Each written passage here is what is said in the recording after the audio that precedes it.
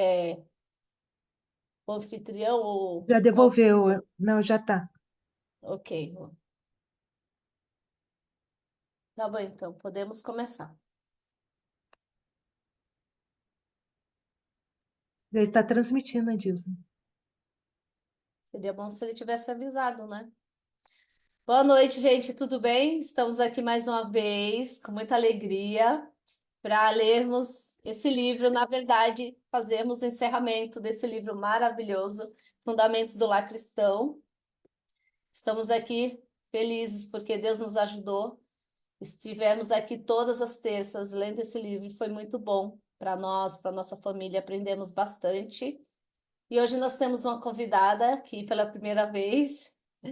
Eu nem conheço pessoalmente, mas a nossa irmã está conosco, desde já nós agradecemos. Nós somos da Igreja Central, Igreja Adventista Central de Vila São Jorge Santos. E agora eu vou fazer uma oração para que possamos iniciar a nossa leitura do livro. Oremos. Senhor Deus, maravilhoso Pai, nós te agradecemos pela sua bondade, pela sua misericórdia.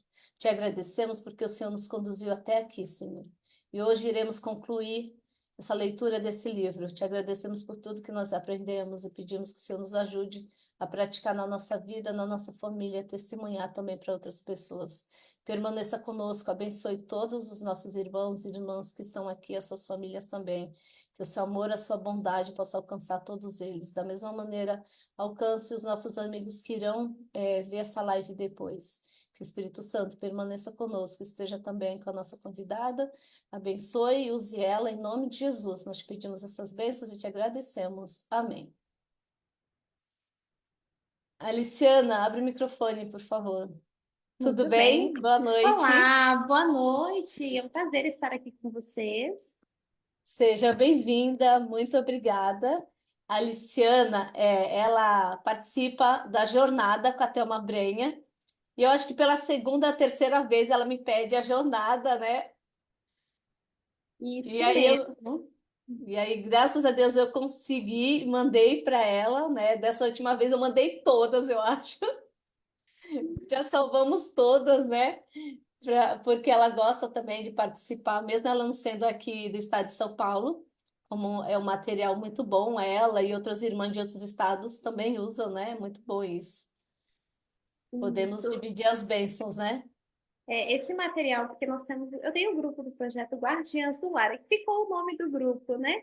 E a gente realiza essas jornadas que a Thelma realiza, a gente replica elas aqui no grupo do projeto, né? Onde todos os dias a gente manda a mensagem do dia, o louvor e também um vídeo, né? Então, a gente teve em que nós fazemos essa jornada aí, mais ou menos, são 3.000 mulheres nos 4 grupos do projeto que nós temos. Então, Amém.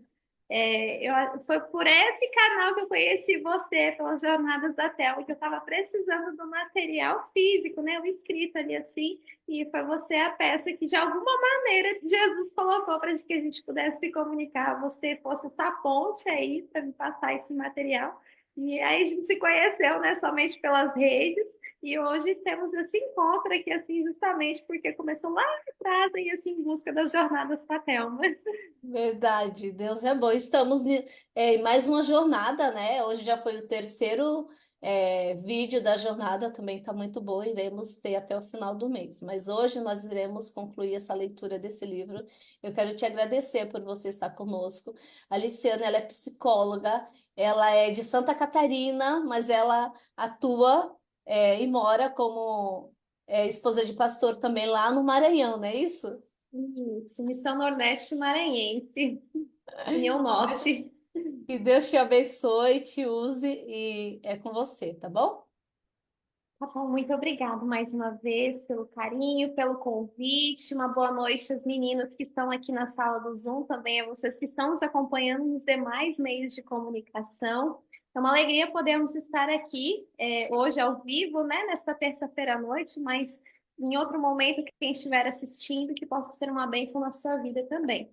E este livro aqui, Fundamentos do Lar Cristão, é um livro que eu tenho experiência já há muitos anos atrás. Eu falo que quase 10 anos que sou casada, e foram um dos primeiros livros que eu li assim, em busca de para me preparar para o casamento, né? Para construir uma família. Porque o primeiro passo para a construção de uma família é você justamente encontrar alguém ele assim que tem os mesmos valores, os mesmos princípios para estar junto. Então é um livro que quando você lançou o convite me relembrou, me resgatou tantas memórias especiais por conta que é um livro que eu acredito que todos os jovens assim deveria ser pré-requisito. Quero me casar, vou ler este livro aqui assim que daria, que dá, né, as coordenadas para uma vida feliz, uma vida de acordo com os princípios que Deus nos deixou, né?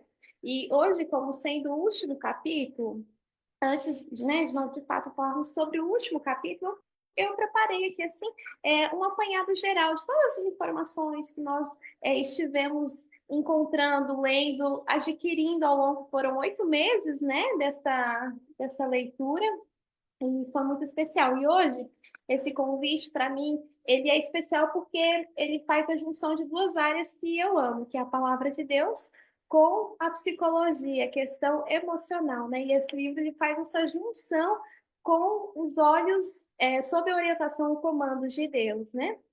E o papel ali do lar, ele é como sendo o primeiro campo missionário, né? Trazendo daí mais para a questão dos filhos, né? Porque uma família é constituída por um homem, uma mulher e os filhos, né? A conjunção da família é essa, aos olhos de Deus. E é uma área que tem sido cada vez mais atacada, e por isso que é importante que nós possamos voltar os nossos olhos para o que Deus espera de nós, como mãe, como pai, como filho, porque existe uma orientação de Deus para que seja desempenhada, seja vivida a cada um desses papéis. E hoje eu queria compartilhar com vocês justamente isso. Como nós vamos construir lares que sejam o reflexo do exemplo de Cristo no crescimento espiritual e também emocional. E o primeiro tópico que eu separei aqui para a gente conversar é sobre qual é o propósito do lar cristão, qual é o verdadeiro propósito. O lar cristão ele deve ter alguns pilares que são o amor, a paz e a educação espiritual. Elas devem prevalecer, né?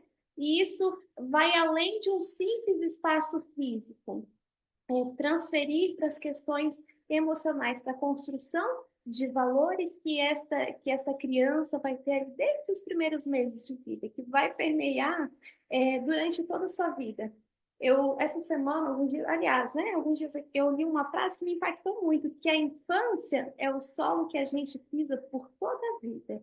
Então, muitas das questões emocionais que, como adultos, jovens, nós vivemos hoje, elas têm muita influência do que aconteceu conosco no nosso passado. A gente não pode, de fato, mudar o que aconteceu conosco, mas a gente pode ressignificar o nosso futuro. A gente pode ser aquela peça que vai quebrar a barreira ali, assim, de algo que está vindo, que foi a mãe, né? Lá na bisavó passou para a mãe, a avó passou para... Enfim, foi indo. Então, a gente pode ser essa peça e dizer, aqui assim vai ser diferente, comigo vai ser diferente. Como eu falei, nós não podemos mudar o passado, mas nós podemos proporcionar um ambiente seguro aos olhos daquilo que Deus almeja que nós vivamos, né? E Jesus é o maior exemplo de um lar acolhedor, através da graça e da misericórdia que Ele nos dá a cada dia.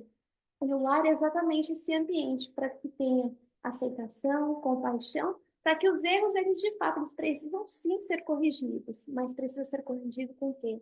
Com paciência, com amor, que são praticados a cada dia em pequenos atos, né? Dentro do lar, os pais, eles têm uma função primordial, que é ser os instrutores espirituais dos filhos, né? E é interessante que o maior exemplo para um filho, independente da idade que ele esteja, não são as palavras, são os atos. Se às vezes você for buscar aí na internet algum vídeo, você vai ver crianças que elas imitam exatamente o comportamento dos pais. É, tem um videozinho até que viralizou alguns dias que o menininho estava assistindo futebol com o pai, né?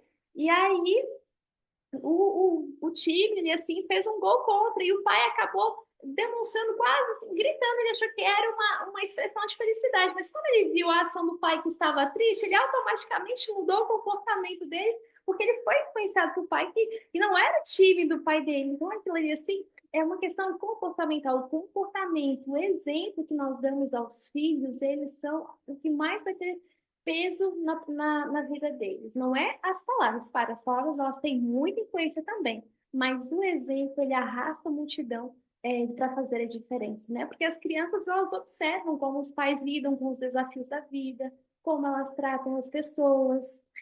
Na escola, né, como psicóloga, a gente acaba percebendo muito que uma criança, a maneira como ela trata ali assim os amiguinhos, a professora, reflexo de muitas vezes de como aquele pai chega ali na escola demonstrando autoridade. Então, assim, por isso que é uma técnica que a gente precisa refletir muito. Qual é o exemplo que eu tenho dado ao meu filho? Independente da idade que ele esteja. Não importa se você esteja com o cabelinho branco e seu filho também. O seu exemplo ainda vai impactar ele de forma positiva ou de forma negativa.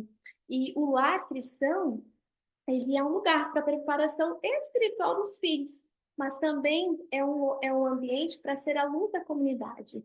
É, a psicologia ela nos aponta a importância de fato, as questões espirituais, valores serem colocados em uma criança, porque isso vai permear, não somente influenciar na questão da fé, mas também na forma como aquele indivíduo ele vai se comportar socialmente. O ambiente que ele vai ser inserido vai dizer muito os valores que eles foram passados. E na religião, existem muitos estudos, né, que apontam a questão dos valores que são passados ali.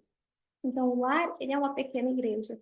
E muitas vezes, assim, como esposa de pastor, muitas vezes algumas pessoas perguntam, ai, irmã, eu não sei como é que meu filho vai sossegar na igreja, meu filho não gosta de parar. Ok, a criança ela tem um comportamento que é difícil, é uma adaptação. E aí eu pergunto assim, algumas vezes, você faz o culto familiar em casa? Ah, não, não dá tempo. Pois é, como é que você quer ensinar que seu filho ele se comporte no ambiente ele, assim da igreja, o ambiente do culto, da escolinha, se em casa ele não tem esse exemplo? Então, o que que eu oriento sempre, né? Ensine seu filho a ser obediente, a orar. Não é lá na igreja. Lá na igreja ele vai fazer o reflexo daquilo que ele faz em casa. Então, precisa começar a preparação onde? No próprio lar. Porque uma criança, não estamos aqui assim falando sobre algumas questões de crianças atípicas que têm uma hiperatividade mais alta, que é mais difícil. Estamos falando assim, de um meio do quanto isso é importante. A criança ela vai aprender a se comportar, a viver socialmente daquilo que ela tem um exemplo em casa. Então, como é que ela vai aprender a amar a Deus se em casa ela não é ensinada a fazer uma oração? Se em casa ela não conhece quem é Jesus de uma forma tão verdadeira, apenas recebendo as gotinhas de bênçãos apenas no final de semana, no culto de sábado. Por isso a importância de ser construída a espiritualidade dela desde o início, desde o ambiente do lar, através de uma oração, através de apresentar Jesus. Vou levar meu filho para passear no parquinho. E aproveitar aquele momento, filho, as árvores, quem fez? Ah, foi o Papai do Céu. São detalhes, são gotinhas de aprendizados que você vai inserindo de pouco a pouco. E por isso que é importante o papel dos pais na construção espiritual dos filhos, né? Os pais eles têm grande responsabilidade, porque afinal eles são os primeiros educadores, não apenas em termos acadêmicos, mas principalmente em termos morais e espirituais. E a maneira como os pais eles se comportam, interagem com os filhos, isso tem um impacto imenso sobre o que aquelas crianças se tornarão. Crianças, inclusive até a psicologia ela coloca muito que crianças que possuem um amparo emocional, elas têm uma melhor desenvoltura para receber, para saber como lidar com as situações. Crianças que crescem em um ambiente de briga, de gritos, são crianças que elas não vão saber resolver conflitos. Então, assim, a formação do caráter de uma criança, ela é feita até os 7 anos de idade, mais ou menos, né? Então, tudo que a criança ela está recebendo ali, ela é uma esponjinha e ela vai reproduzir exatamente o que ela recebe.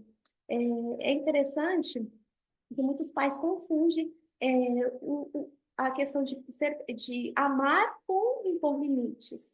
A criança ela necessita sim receber limites, ela necessita sim ouvir o não. No cérebro, o que existe, bem à frente, tem uma parte do cérebro que é chamada córtex pré-frontal, que ele vai maturando ao longo da vida, que é responsável pelas tomadas de decisão. Então, quando a criança ela não recebe limite, que ela cresce podendo tomar as próprias decisões, a Deus dará, esse córtex pré-frontal ele vai maturando de uma forma que tudo que eu quero, eu preciso receber. Se eu não receber, eu vou gritar, vou espernear, vou dar meu jeito de uma forma totalmente desastrosa, porque não foi imposto o limite. E aí, onde abrem portas muitas vezes para a questão de entrar para o mundo de drogas e demais substâncias ilícitas, aí assim que vão ser prejudicial, porque vai ser a forma que ela vai ter de trazer a sensação de paz, a sensação de tranquilidade, porque na infância justamente faltou essa palavrinha-chave aí, que são os limites. E é interessante que a senhora White, nesse livro, ela deixou muitos conselhos da maneira como os pais devem educar os filhos, educando para o caminho do bem e não para o caminho do mal, né? E ela nos alerta também sobre o perigo de uma educação rígida. A disciplina, ela é aplicada de uma forma amorosa. E quando ela é aplicada de uma forma autoritária e sem afeto, não é o exemplo que Deus quer para os seus filhos, né? Não é um exemplo de pai, porque o maior exemplo de pai, de figura de pai, que um pai pode passar aos seus filhos, é o exemplo de Deus, né? E quando a gente fala na palavra disciplina, se a gente for buscar assim, o significado dela, ela vem da palavra discipular. Então, disciplinar um filho é disciplinar para os caminhos corretos. A punição é diferente. Quando você vai punir, assim, não vamos entrar em questões, se usa, se é palmatório, não vai entrar nesse aspecto, né? Cada pai, assim, com a sua consciência, de acordo com as suas crenças, faz o que por bem entender, né? Mas a disciplina que assim é no sentido de eu preciso corrigir meu filho, mas de que maneira? Ele precisa entender que os comportamentos existem sim consequências, mas de uma maneira que haja amor e respeito. Isso é indispensável ter esse equilíbrio, né? Entre a autoridade e o afeto. Isso é fundamental. Como eu havia falado, a criança com uma autorregulação emocional, elas são criadas em um ambiente em que elas se sentem à vontade para expressar o que são. E isso, na primeira infância, é muito importante, porque quando a criança é pequena, ela ama ter ali, assim, ela tá brincando e ela ama chegar e mostrar um desenho. Agora mesmo na página, meu filho até trouxe o desenho, acho que estava aqui na mesa, acho que ele levou. E eu fui perguntar, filho, o que é esse desenho? E ele foi falar que era a roda do carro. Então, assim, foi um momento que eu por exemplo, parei o que eu estava fazendo e eu acolhi para entender a demanda dele. Porque muitos pais acabam falando o seguinte: não, filho, vai para lá, vai achar outra coisa para fazer, vai para televisão e vão afastando os filhos de perto de si. E não querem entender o mundo da criança, porque o mundo da criança é o brincar, é o desenhar, é o correr, é o mundo da imaginação. E aí essa criança cresce e quando chega na adolescência, ela vai querer sair, ela vai querer sair com as amiguinhas, fazer um lanche, enfim. E aí vai acabar gostando de uma, né, a menina vai gostar de um menino, vai ter as conversinhas, os segredinhos. E aí esse pai, essa mãe quer saber o que está se passando na vida desse filho. Só que esse filho não vai querer passar. Porque na primeira infância, o que era importante para ele, o pai jogava para o lado, ele não estabeleceu o vínculo. E aí chega na adolescência, o pai quer estabelecer esse vínculo que, na verdade, nunca foi construído em saber. Então, a criança acaba, essa criança que então agora é juvenil, adolescente, faz assim, peraí, eu não sou importante, para que eu vou contar? Eu não confio. Então, por isso a importância de validar o que a criança está passando, validar o que para ela é o mundo dela. A gente tem uma vida corrida demais, mas a gente precisa colocar as prioridades. Tem um momento de trabalhar, precisamos, todo mundo precisa trabalhar, precisa de recursos para ter uma vida digna, mas após o trabalho, quanto tempo você tem dedicado ao seu filho, à sua filha, independente da idade que eles estejam? Você foi instituído por Deus para ser o condutor dessa filha, independente da idade que eles estejam, para a vida eterna. É um texto na Bíblia que diz que quando Cristo voltar, é, ele vai perguntar: onde estão os filhos que eu te dei? E o que você vai dizer diante do Senhor quando tiver essa pergunta? Você vai poder apresentá-los ou eles não estarão lá? Então, pai e mãe, você tem um papel fundamental, que Deus te deu esse privilégio para conduzir. E não importa a idade que eles estejam, Faça a validação do que eles trazem para você. Demonstre-se como amigo, para que em uma situação em que aconteça, a gente não sabe o que pode acontecer, às vezes acaba fazendo uma arte. Adolescentes gostam de experimentar situações novas e tudo mais, para que, se em algum momento ele errar, ele não possa correr de você, mas para que ele possa correr para você, para que então você possa ser ali assim quem vai dar a condução necessária para resolver essa situação. Lembrando que é importante sim a disciplina, mas a disciplina do discipulado, de mostrar o que é certo, e não a punição que é apenas ali colocar, brigar, falar palavras que magoam, que machucam, mas não deixar ele assim de uma forma amorosa, de dizer, olha, você vai precisar sofrer as consequências, porque eu amo você, para que isso não se repita. Existe muita diferença, então, entre a disciplina e a punição. Outro aspecto, né, que o livro ele colocou é sobre essa questão da disciplina também, né? Cristo, ele é o nosso maior exemplo de amor, né? E até mesmo na correção, ele nos faz porque ele nos ama. E como pais, nós também precisamos trabalhar a espiritualidade nos nossos filhos. E o livro, esse livrinho maravilhoso que nós lemos durante esses 8 meses, ele colocou como existe, a senhora White, ela escreveu que existem 3 pilares indispensáveis para a criação de um ambiente de paz, que é a oração em família, estudo da Bíblia e busca pela comunhão com Deus.